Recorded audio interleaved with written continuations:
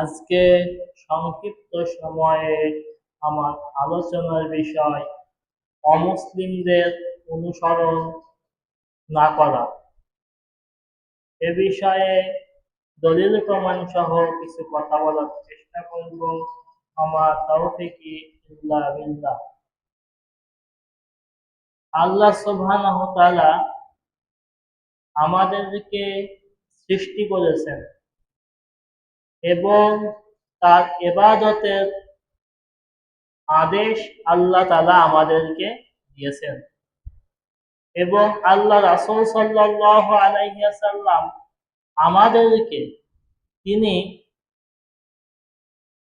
বিভিন্ন ভাবে তিনি দিক নির্দেশনা দিয়েছেন যেন আমরা বিপদগামী না হয়ে যাই এবং তিনি আমাদেরকে জান্নাতের সুসংবাদ দিয়েছেন এবং জাহান্নাম থেকে বাঁচতে হবে কিভাবে সেই শিক্ষা তিনি আমাদেরকে দিয়েছেন এবং আল্লাহ এবং তার রাসূল যুগে যুগে আমাদেরকে সর্বদা কাফের মুশরিকদের অনুসরণ করতে তিনি আমাদেরকে নিষেধ করেছেন। আল্লাহ তাআলা বলছেন কোরআনুল কারীমের মধ্যে, ওয়াল্লাযী খালাকাকুম ফামিনকুম কাফিরুন ওয়া মিনকুম মুমিনুন ওয়াল্লাহু বিমা তা'মালুনা বাসীর। তিনি তোমাদেরকে সৃষ্টি করেছেন এবং তোমাদের মধ্যে কেউ কাফের হয়েছে এবং কেউ ঈমানদার হয়েছে। তোমরা যা করো আল্লাহ তা দেখেন। আল্লাহ তাআলা এখানে দুইটা কথা বললেন যে আমি তোমাদেরকে সৃষ্টি করেছি, অতঃপর তোমরা কেউ কাফের হয়ে গিয়েছো, কেউ হয়েছো ঈমানদার। তোমরা যা করো আমি আল্লাহ সবই দেখি। আল্লাহ তাআলা যারা কাফের হয়েছে তাদেরকে সৃষ্টির মধ্যে সব থেকে নিকৃষ্ট বলে আল্লাহ পরিচয় করিয়ে দিয়েছেন।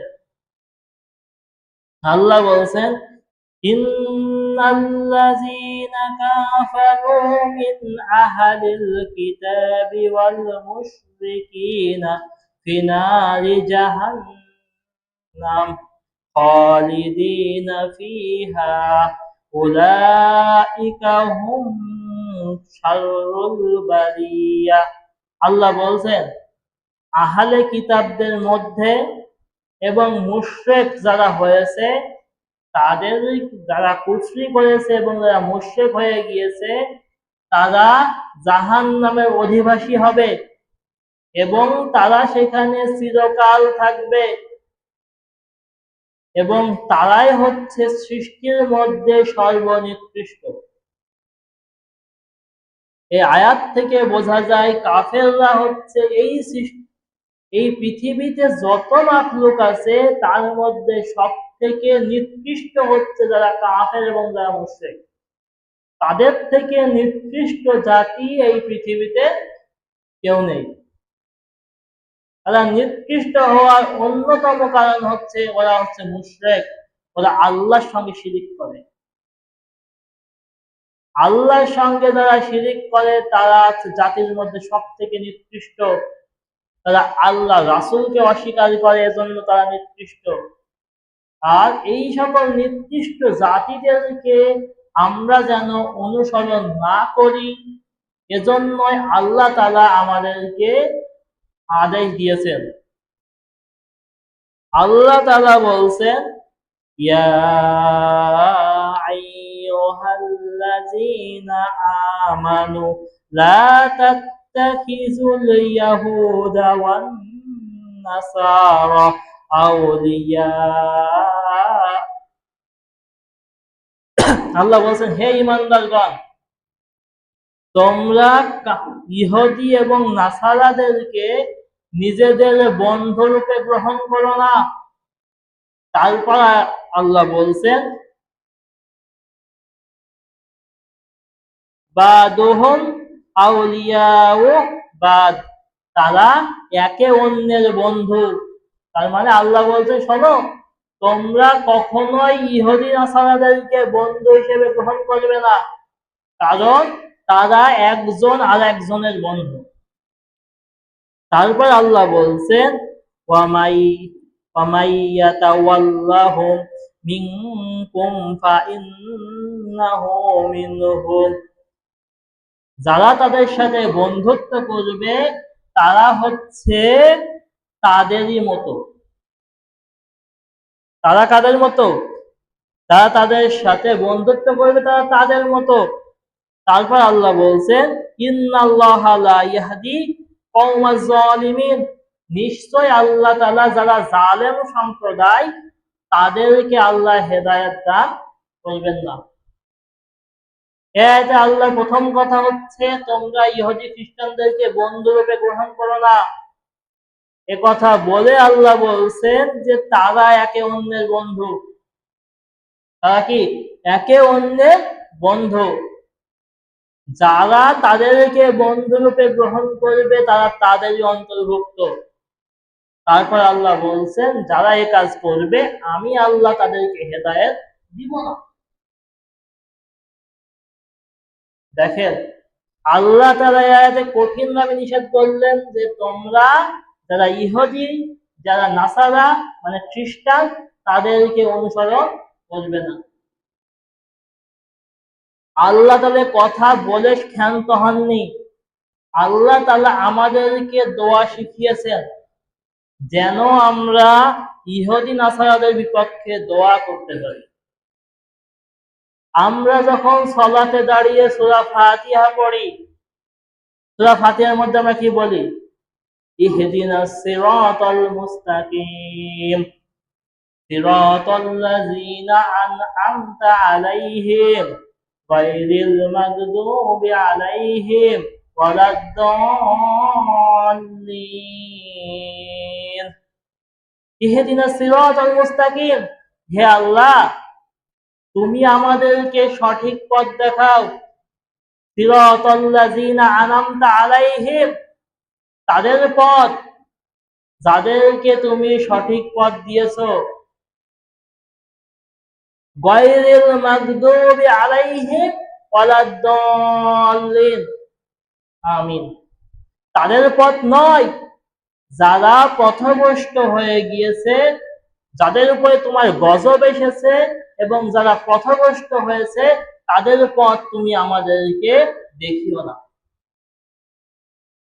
আল্লাহ তাআলা এই আয়াতে আমাদেরকে দোয়া শিখালেন আমরা যেন কাফের মুশরিক থেকে পানাহ পেতে পারি। আমরা আল্লাহকে সালাতে দাঁড়িয়ে দৈনিক 5 বার বলছি, আল্লাহ তুমি ইহুদিদের পথ আমাদেরকে দেখিও না, ইহুদিরা যেই পথে গিয়েছে ওই পথে আমাদেরকে নিও না, খ্রিস্টানরা যেই পথে গিয়েছে সেই পথে আমাদেরকে নিও না। এখানে গায়রিল মাগদুব এবং আলাইহিম, তারা হচ্ছে একজন হচ্ছে ইহুদি আর একজন হচ্ছে খ্রিস্টান। ইহুদিদের উপর আল্লাহ গজব দিয়েছেন এই কারণে যে ইহুদিরা সত্য জানতো, জানার পরে তারা প্রত্যাখ্যান করেছে। আল্লাহ তাআলা কোরআনে অনেক জায়গায় বলেছে যে ইহুদিদের কাছে যে কিতাব আছে ওই কিতাবে মুহাম্মদ সাল্লাল্লাহু আলাইহি ওয়াসাল্লাম সম্পর্কে স্পষ্ট বর্ণনা আছে। আল্লাহ তাআলা আরো বলেছেন তারা মুহাম্মদ সাল্লাল্লাহু আলাইহি ওয়াসাল্লামকে ওইভাবে চেনে যেভাবে তারা তাদের সন্তানদেরকে চেনে। কিন্তু তারপরেও তারা আল্লাহ রাসূলের অনুসরণ করেনি, এজন্যই আল্লাহ তাআলা তাদের উপর গজব দিয়েছে। আর খ্রিস্টানরা সঠিক পথ পাওয়ার পরে পথভ্রষ্ট হয়েছে, কারণ ঈসা আলাইহিস সালামকে তারা আল্লাহর পুত্র মনে করেছে। ঈসা আলাইহিস সালামের যে ভবিষ্যৎবাণী ছিল মুহাম্মদ সাল্লাল্লাহু আলাইহি ওয়াসাল্লাম আসবে, তারা এটা জানার পরেও তারা এটা মানতে পারেনি, এজন্য তারা পথভ্রষ্ট হয়ে গিয়েছে।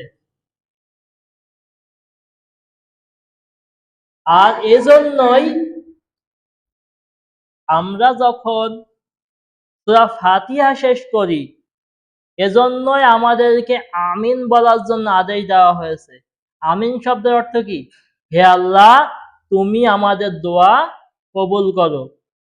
তো এই বুখারীর মধ্যে আবু হুরায়রা রাদিয়াল্লাহু তাআলা আনহু থেকে তিনি বলেন, রাসূল সাল্লাল্লাহু আলাইহি ওয়াসাল্লাম বলেছেন, ইজা ক্বালা ইমামু ওয়ালা দাল্লিন ফাকুলু আমিন। যখন তোমাদের সালাতে ইমাম ওয়ালা দাল্লিন বলে, তখন তোমরা আমিন বলো, যে হে আল্লাহ, আমি যে দোয়া তোমার কাছে করলাম এই দোয়া কবুল করে নাও। আমরা তোমার কাছে একটা জিনিসই চাচ্ছি, যে তুমি আমাদেরকে সোজা পথ দেখাও, যেই পথে তাদের পথ দেখাও যাদেরকে তুমি নিয়ামত দিয়েছো। তাদের পথ তুমি দেখিও না যারা ইহুদি এবং খ্রিস্টান, তাদের পথ দেখিও না।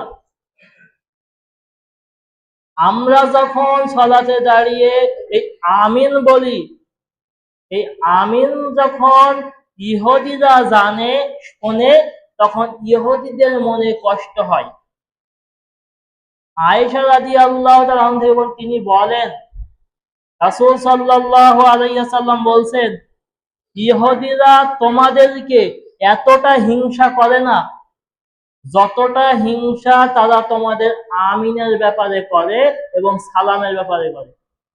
আমরা যে মানুষকে সালাম দিই আর নামাজে দাঁড়িয়ে আমিন বলি, এতে ইহুদিদের খুবই কষ্ট হয়। এটা শুনলে ইহুদিরা খুবই কষ্ট পায়। দেখেন, আল্লাহ তাআলা শুধু আমাদেরকে ইহুদি খ্রিস্টানদের ব্যাপারে নিষেধ করলেন না যে তোমরা তাদের অনুসরণ করবে না, এ কথা বলে আল্লাহ শেষ করলেন না। আল্লাহ তাআলা আমরা যেন আল্লাহকে দোয়া করতে পারি, হে আল্লাহ, ইহুদি নাসারাদের থেকে আমাদেরকে বাঁচিয়ে রাখো, এজন্য আল্লাহ আমাদেরকে দোয়া শিক্ষা দিলেন। তারপরেও আমরা একদল মানুষ যেন ইহুদিদের অনুসরণ করছি। আল্লাহ রাসূল ভবিষ্যৎবাণী করে গিয়েছেন যে আমার উম্মত ইহুদিদের মতো হয়ে যাবে।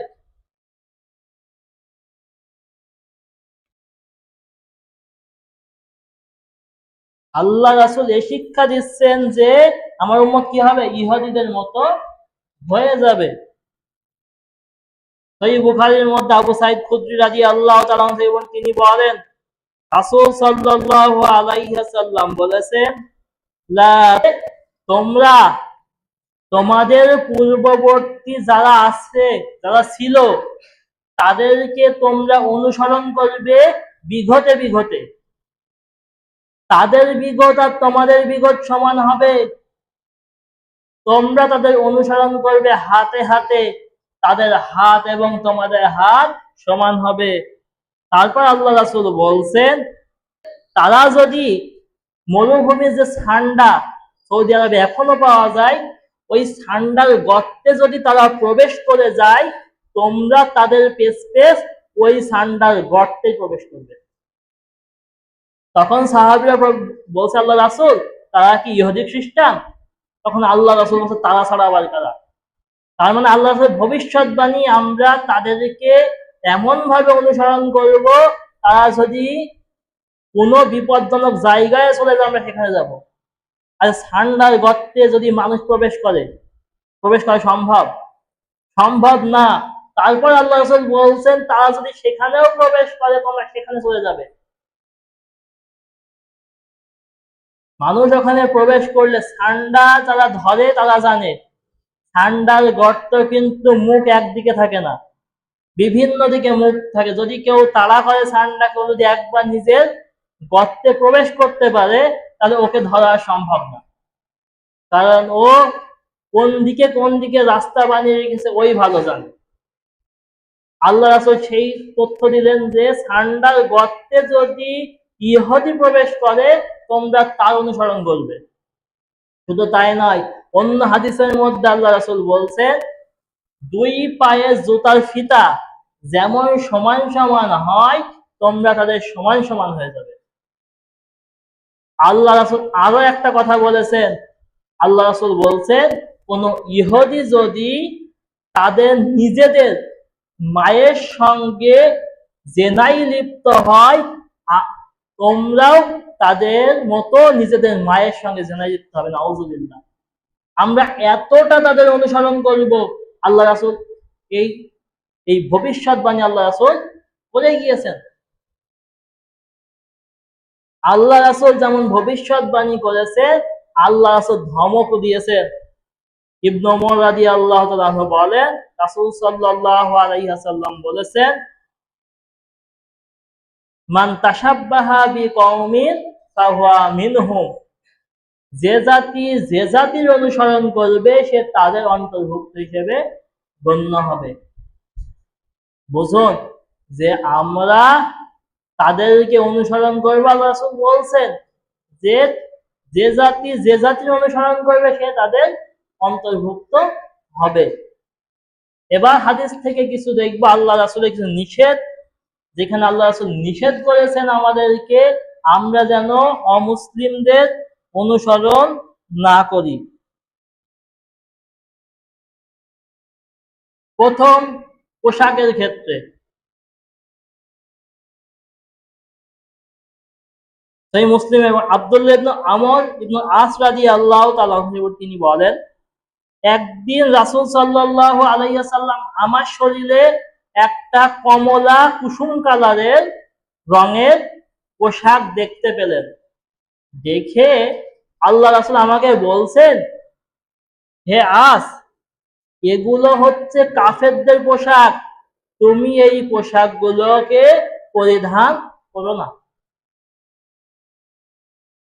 এটা কাদের পোশাক? এটা কাফেরদের পোশাক।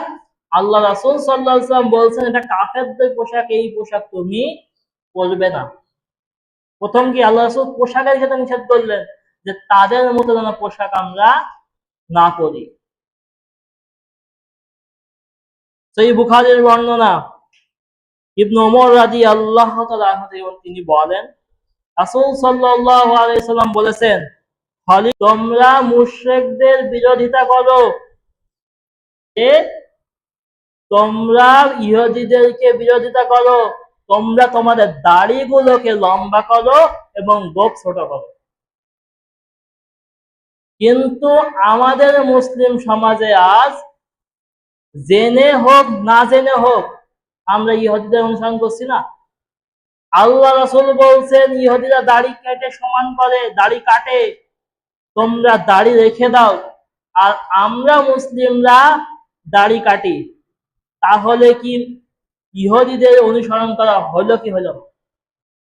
এটা আমরা জেনে করি অথবা না জেনে করি, করি তো। কিন্তু এটা করা যাবে না।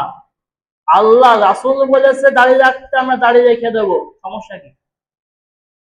দাড়ি কাটলে যে আপনি ইহুদি হয়ে যাবেন এমন নয়, কিন্তু ইহুদীদের একটা স্বভাব, তারা দাড়ি কাটে, দাড়ি তারা চাষে। মুসলমান তো দাড়ি ছেড়ে দেবে, এটা আল্লাহ রাসূলের শিক্ষা। কিন্তু আমরা এক্ষেত্রেও ইহুদীদের মতোই হয়ে যাচ্ছি। ইহুদীরাও দাড়ি কাটে, আমরাও দাড়ি কাটি। আবার আরেকটা বিষয়, রমজান মাস যখন আসে আমরা কি করি? রমজান মাসে সাহারি খাই, কিন্তু ইহুদীরাও সিয়াম পালন করে, তাদের সিয়ামে সাহারি নেই। আমর ইবনুল আস রাদিয়াল্লাহু তাআলা তিনি বলেন, রাসূল সাল্লাল্লাহু আলাইহি ওয়াসাল্লাম বলেছেন, ফাসলু মা বাইনা সিয়ামিনা আহলিল কিতাবি আকলাতুল সাহুর, যে আমাদের আমাদের রোজা এবং আহলে কিতাব যারা ইহুদি তাদের রোজার মধ্যে পার্থক্য হচ্ছে সাহারি খাওয়া। অন্য হাদিস আল্লাহ রাসূল বলছেন, তোমরা সাহারি খাও, কারণ সাহারির মধ্যে রয়েছে বরকত। কিন্তু আর আমাদের মুসলিম সমাজে এটা দেখা যায়, কোনো কারণে হয়তো আপনি সাহারি খেতে পারেননি, এটা ভিন্ন বিষয়। আপনি ঘুম থেকে উঠতে পারেননি, সাহারি খেতে পারলেন না, এটা ভিন্ন বিষয়। কিন্তু অনেকে আছে সাহারি খায় না, আবার মানুষের সামনে বড় গলায় বলে বেড়ায় আমি সাহারি না খেয়ে রোজা থাকি। এটা কি মুসলিমের স্বভাব? এটা ইহুদিদের স্বভাব। ইহুদিরা সাহারি খায় না, আমরা কি করব? সাহারি খাবো। আবার ইফতারের ক্ষেত্রে আল্লাহ রাসূল বলছেন দিন ততদিন পর্যন্ত বিজয়ী থাকবে যতদিন নাকি মানুষেরা তাড়াতাড়ি ইফতার করবে, কারণ ইহুদি খ্রিস্টানরা দেরিতে ইফতারি করে। এখানেও কি ইহুদিদের বিরোধিতা। আবার আমাদের মধ্যে একটা দোষ দেখা যায়, আমরা মানুষকে সালাম দেওয়ার সময় মুখে উচ্চারণ করি না, না করে শুধু এভাবে হাত উঁচু করি না। আল্লাহ রাসূল সাল্লাল্লাহু আলাইহি ওয়াসাল্লাম বলছেন যে ব্যক্তি বিজাতির অনুকরণ করবে সে আমাদের দলভুক্ত নয়, সে আমাদের অন্তর্ভুক্ত নয়। ইহুদিরা আঙুলের ইশারা দিয়ে সালাম দেয়, আঙুল দিয়ে ইশারা করে, আর খ্রিস্টানরা হাতের তালু দিয়ে ইশারা করে। তোমরা আঙুল দিয়ে এবং হাতের ইশারা দিয়ে সালাম দেবে না। হ্যাঁ, যদি এমন হয় আপনি যাকে সালাম দিচ্ছেন সে দূরে আছে, তখন তার মনোযোগ আকর্ষণের জন্য আপনি হাত উঁচু করতে পারেন, কিন্তু মুখে আপনাকে সালাম উচ্চারণ করতে হবে। আপনি যখন তাকে সালাম দেবেন সে দূরে আছে, আপনি এভাবে করলেন আসসালামু আলাইকুম, হাতটা উঁচু করতে পারেন যেন সে দেখতে পায় আপনাকে, এজন্য করা যেতে পারে। কিন্তু আমাদের সমাজে এটা করে যে হাত শুধু উঁচু করে। হাত উঁচু দিয়ে আপনি কি বুঝালেন? এটাও একটা ইহুদিদের স্বভাব। এই স্বভাব থেকে আমাদের দূরে থাকতে হবে।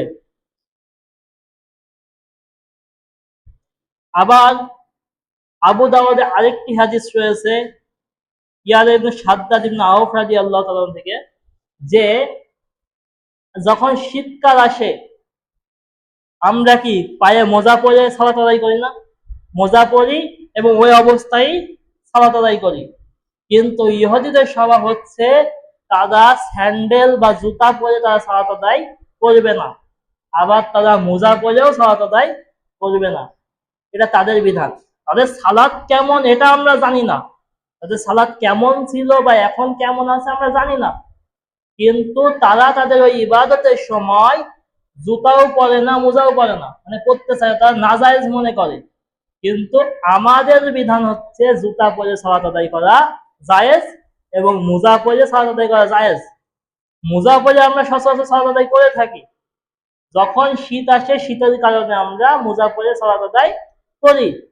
কিন্তু যেহেতু এখন মসজিদ গুলো পাকা হওয়ার কারণে আমরা কেউ স্যান্ডেল পরে সালাত আদায় করি না।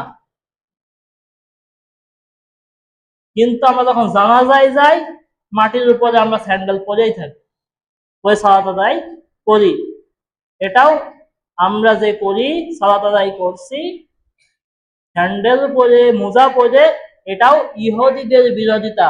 ইহুদিরা এটা করে না। আল্লাহ রাসূল এভাবে অনেক ক্ষেত্রে ইহুদিদের অনুসরণ করতে নিষেধ করেছে এবং তাদের বিপরীত করতে বলেছেন। যেমন এই সামনে কয়েকদিন পরে আশুরা সিয়াম আসবে না?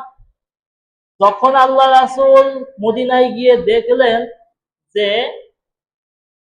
ইহুদিরা ওই দিন সিয়াম পালন করে, তখন আল্লাহ রাসূল জিজ্ঞেস করছেন তোমরা কেন সিয়াম পালন করো? তখন বলছে এই দিন মুসা আলাইহিস সালাম ফেরাউনের কবল থেকে রক্ষা পেয়েছিল, এজন্য শুকরিয়া স্বরূপ আমরা সিয়াম পালন করে থাকি। তখন আল্লাহ রাসূল বলছেন মুসা আলাইহিস সালামের সবচেয়ে নিকটবর্তী তো আমরাই সবচেয়ে নিকটবর্তী, তো আমরাও সিয়াম পালন করব। আল্লাহ রাসূল তাদেরকে মুসলিমদেরকে আদেশ করেন তোমরা সিয়াম পালন করো। সিয়াম পালনের পরে একজন সাহাবী আল্লাহ রাসূলকে বলছে আল্লাহ রাসূল ইহুদিরা তো একদিন সিয়াম পালন করে, আমরাও যদি একদিন করি কেমন একটা হয় না? তখন আল্লাহ রাসূল বলছেন আমি যদি সামনে বছর বেঁচে থাকি তাহলে আমি 2 দিন সিয়াম পালন করব। কিন্তু আল্লাহ রাসূল তার পরের বছর আর জীবিত ছিলেন না, তিনি ইন্তেকাল করেছিলেন। আল্লাহ রাসূল এখানেও আল্লাহ রাসূল শিক্ষা দিলেন যে তোমরা ইহুদিদের অনুসরণ করবে না। আল্লাহ রাসূল যখন প্রতি পদে পদে ইহুদিদের অনুসরণ করতে নিষেধ করছেন, প্রত্যেকটা কর্মে ইহুদিদের বিরোধিতা করছেন, তখন ইহুদিরা একটা কথা বলেছিল। আগে একটা হাদিস শোনাই তারপর বলছি। ইহুদিদের একটা স্বভাব ছিল, যখন ইহুদি মহিলারা, আমাদের মহিলাদের যেমন মাসের একটা নির্দিষ্ট সময়ে তারা অসুস্থ হয়, এই অসুস্থ যখন ইহুদি মহিলা হতো তখন তারা ওই মহিলার সঙ্গে এক ঘরে থাকতো না। সে তার জন্য আলাদা গিলাস থালা আলাদা করা হতো, তার সঙ্গে একসাথে বসে খেত না। মানে একেবারেই তার থেকে ভিন্ন। একজন মহিলা অসুস্থ হয়েছে মানে এই ঘরে পুরুষ থাকছে, এই ঘরে ওই মহিলা আসতে পারবে না, তার জন্য আলাদা ঘর, তার খাওয়ার পাত্র আলাদা, তার গিলাস আলাদা করে দেওয়া হতো। কিন্তু যখন এই সম্পর্কে সাহাবীরা আল্লাহ রাসূলকে প্রশ্ন করলেন, তখন আল্লাহ তাআলা আয়াত নাযিল করলেন যে শোনো, যে তোমরা তোমাদের স্ত্রীদের সঙ্গে সব করতে পারো, শুধুমাত্র জৈবিক যে চাহিদা তোমরা সেটা মেটাতে পারবে না। এই খবর ইহুদিদের কাছে পৌঁছে গেল। ইহুদিরা বলছে তখন, এই লোক মানে মুহাম্মদ সাল্লাল্লাহু আলাইহি ওয়াসাল্লামকে উল্লেখ করে বলছে, এই লোক আমাদের কোনো কাজেই আমাদের পক্ষে থাকলো না, সব সময় আমাদের বিরোধিতা করলো। এটা ইহুদিরা রাগ করে বলেছিল যে মুহাম্মদ সাল্লাল্লাহু আলাইহি ওয়াসাল্লাম কোনোদিনই আমাদের পক্ষে থাকলো না, সর্বদা সে আমাদের বিরোধিতাই করে গেল। আল্লাহ রাসূল প্রতি পদে পদে ইহুদিদের কি করতে বললেন? অনুসরণ করতে নিষেধ করলেন। কিন্তু আমরা মুসলিম, আমরা ইহুদিদেরকে পদে পদে অনুসরণ করছি না, পদে পদে অনুসরণ করছি। জন্যই আল্লাহ সুবহানাহু ওয়া তাআলা আমাদেরকে বোঝার তৌফিক দান করুক যে আমরা যেন ইহুদিদের পথে না থাকি। আমরা তো মুসলমান, আমাদের কাজ হবে শুধুমাত্র আল্লাহর ইবাদত, আল্লাহর ইবাদত আমাদের কাজ হবে। কিন্তু আমি রাত 2টার সময় খেলা দেখছি, এটা আবার কোন পাগলের কাজ? আমরা ফজরের সালাতে আসতে পারি না, কিন্তু রাত 2টার সময় ঠিকই খেলা দেখতে হচ্ছে। আল্লাহ তাআলা আমাদেরকে বোঝার তৌফিক দান করুক। এই ইহুদি নাসারাদের কালচার থেকে আল্লাহ আমাদেরকে বেরিয়ে আসার তৌফিক দান করুক। হে আল্লাহ, যতটুকু আলোচনা করেছি তার প্রথম তুমি আমাকে, পরবর্তী সামনে বসা ভাইদেরকে আমল করার তৌফিক দান করো। হে আল্লাহ।